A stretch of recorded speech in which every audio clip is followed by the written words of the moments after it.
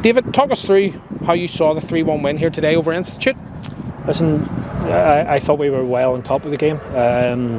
We had 3 or 4 sort of balls in around the box before we got the initial breakthrough. We mixed Ethan's position up a little bit today with Kirk obviously coming in. Kyle McLean was missing through injury. But again, I've seen Ethan for numerous games play in the middle of the pitch for Dungannon. He has that, especially on the big pitch of the Brandywell. He's got good energy. He went and supported the ball and knocked it, and technically very good. And it was a big goal. It gave us some sort of platform then to go and build on, which we did. Second and third goal, the short period in between them was key, because then it gave us, basically, I'd say 2 feet into the next round, but certainly 1 foot in it.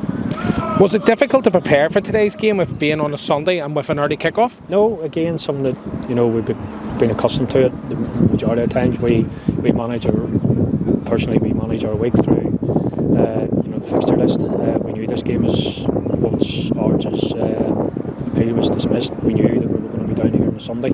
This is going to be the same for next Sunday. So, if anything, it was probably a help, because it gives us an opportunity, the way we planned the week this week.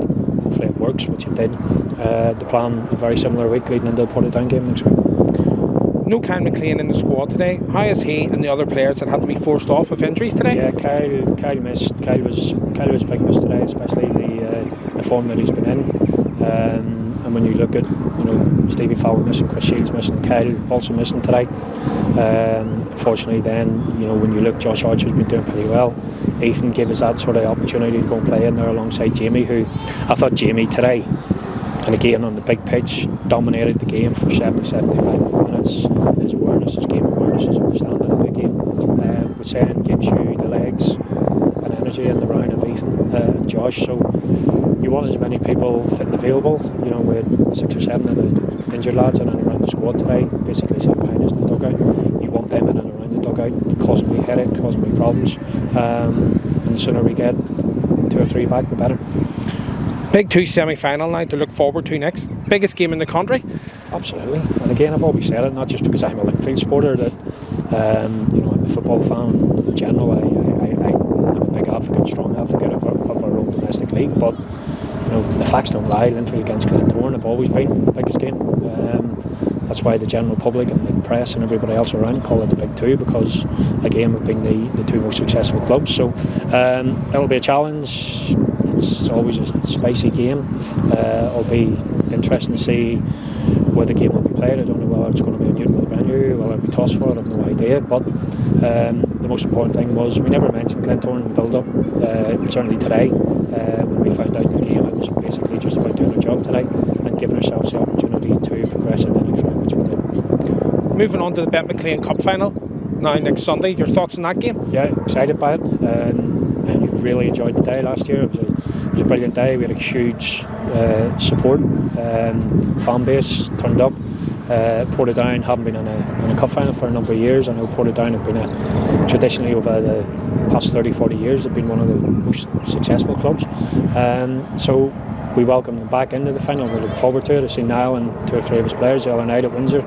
And no doubt they'll be coming probably knowing that they're underdogs, but knowing on the day of a cup final, if they perform in the manner that they can put us under pressure. So my job as Linfield manager is to hopefully build on what we had today. Hopefully 1 or 2 of the injuries are okay.